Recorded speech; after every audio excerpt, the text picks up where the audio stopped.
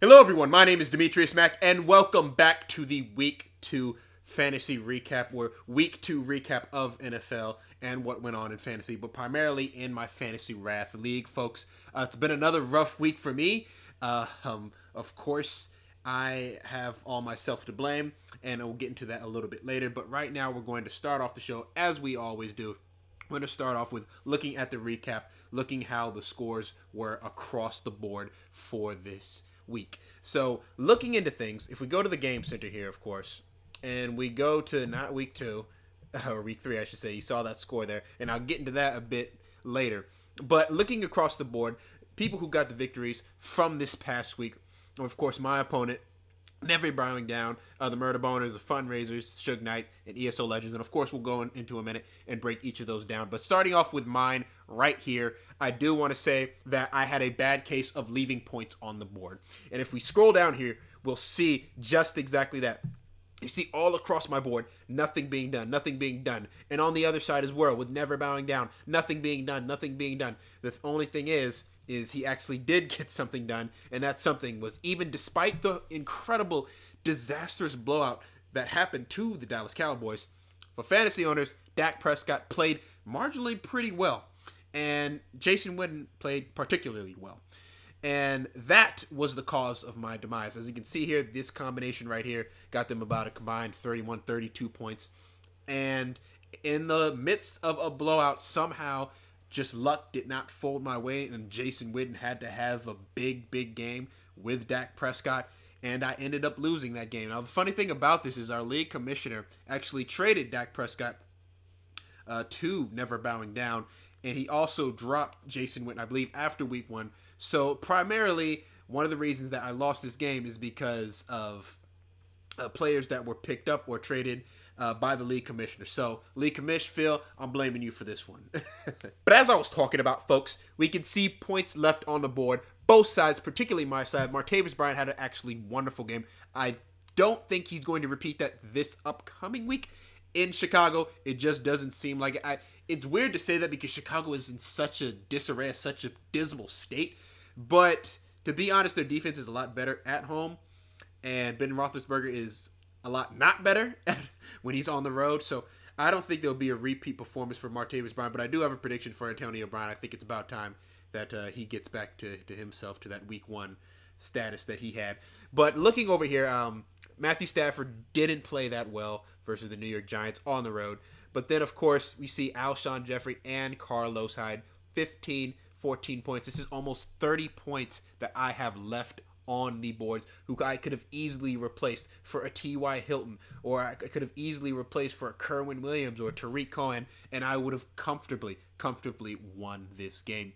But like I said, it's not a thing of where I feel like I'm in a bad place, I have nobody on my team. I just had a bad case of I left the wrong people on the bench. Moving on to this very tight-knit game right here, the Murder Bonus versus Isaiah's team here.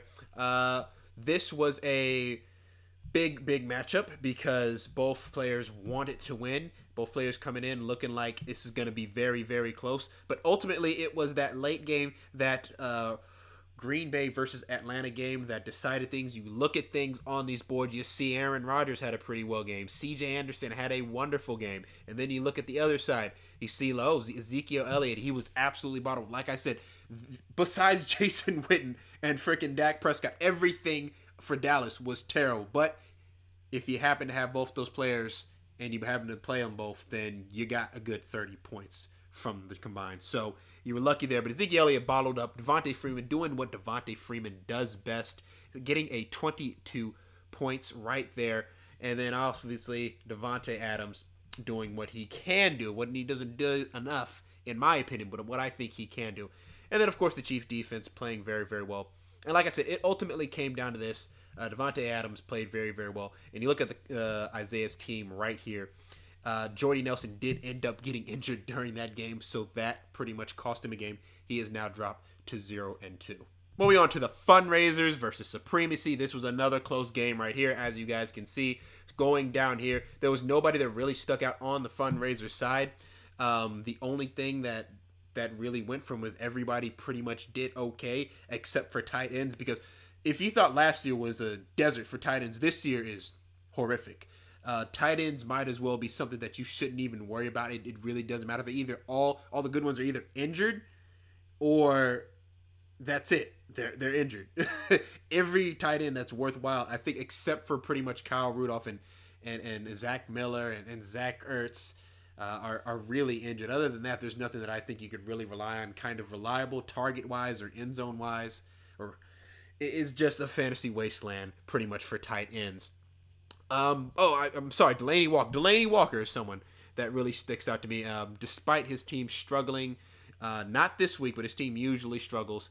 Delaney Walker played pretty well this week, or the past week for week 2. And Tom Brady was the only one that really did anything for Supremacy here. If we look to the bench, he left a lot of points on the bench here with Ty Montgomery. 23 points on the bench. Again, a very big case of I didn't put in the right player. And I think that happened for a lot of the league. A lot of people left a lot of points on the league. It was just that week for my league, personally. And it cost some people some games. But this game right here, Supremacy drops to 1-1, and Phil, our commissioner, moves on to 2-0. So next, folks, we have the biggest blowout of the week, folks. We have the Suge Knights versus the Kid Got Next. This was kind of disappointing to me because I was expecting these two to really, really go at it. It just didn't go the way of the Kid Got Next.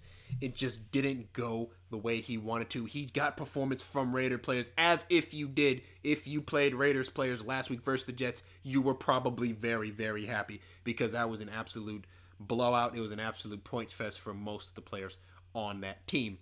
But other than that, nobody did anything. Greg Olsen getting measly 1 point, like I said, and he is on injured reserve right now. A lot of these tight ends are just out of the picture. All of the best tight ends are injured. Gronkowski's injured, and Olsen's injured, and Jordan Reed is injured, and Tyler Eifert is injured. It's just very, very hard right now for tight ends. So it's a position you really shouldn't sweat. On the other end, Travis Kelce is not injured, and he's one of the better ones out there. And look, he got a good 16 points here. And I gotta say, the Kansas City team is playing very, very well. And I want to make this point here. And we can actually roll some highlights right now. If you guys looking at this, we are seeing an absolute dominant Chiefs offense, whether it's Alex Smith or whether it's Travis Kelce or whether it's Kareem Hunt, just absolutely putting up these points here. They are going absolutely bonkers right now. And this is something that I did not expect. I'm sure a lot of people probably did not expect at the beginning of the season.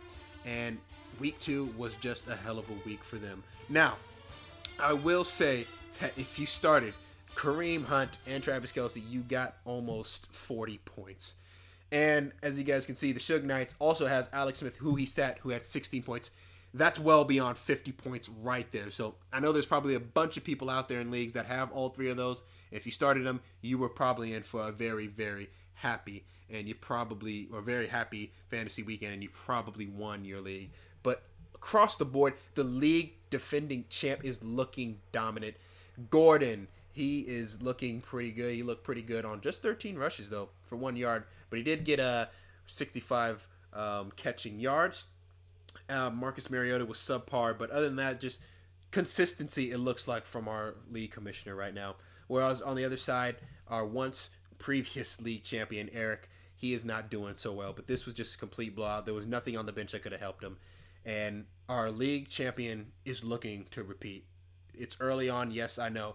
But so far, it's looking like he has made all the right decisions. And it's looking like he is going to be probably a very heavy favorite to repeat and defend his title. And I do take back what I said about the previous matchup. This happens to be the biggest blowout, which was ESO Legends versus DeBallers. DeBallers is struggling to find their groove right now with just players not performing. And I thought I had this problem. But when you have Jimmy Graham absolutely doing nothing, 1 catch for 1 yard, that is absolutely just going to hurt you. Jordan Howard was actually seen in a sling moving forward. So we don't even know how healthy he's going to be. Demaryius Thomas couldn't get a touchdown. Doug Baldwin couldn't get a touchdown despite the catches. Gillislee he put in, and he actually got rewarded. He didn't leave him out like he did last week when he went absolutely off versus the Chiefs. Gillislee didn't go off versus New Orleans, but he still got 69 yards and a rushing touchdown, which is still very good. Russell Wilson had an all right game despite the fact that they were playing the 49ers. A lot of people were probably expecting a 25-plus performance from Russell Wilson because they were playing the 49ers. That just did not happen. On the other side, ESO Legends, just things connected for him. Drew Brees was looking absolutely gorgeous. Todd Gurley looking absolutely gorgeous, as he was in a game I'm going to talk about in a quick second after I'm done right here. Rob Gronkowski was looking pretty good, but he's questionable for this upcoming week simply because he was also seen hobbling. But, man, this was just a complete blowout. And look at the benches here.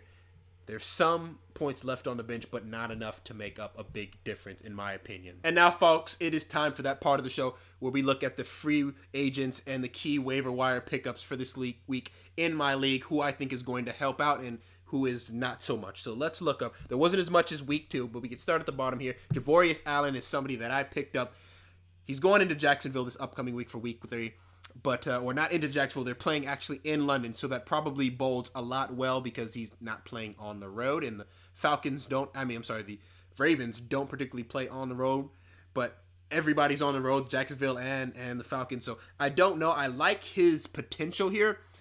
He seemed a lot more involved than Terrence West, even though Terrence West has had a good game so far. I think because of his pass catching ability, he is more valuable than Terrence West, so I would be comfortable starting him, but I would be very precautious if you're in desperate need of a running back 1 and you're thinking he's going to be it and you're expecting a certain amount of points, a high-end level running back 1 points. Don't expect it. I think at best he's going to be a flex player, maybe 10, 11, 12 points at the very best.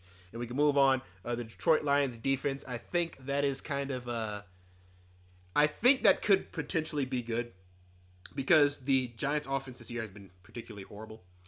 And obviously they could break out of that at any minute. Eli Manning being a future Hall of Famer that he is, he could break out of it at any minute.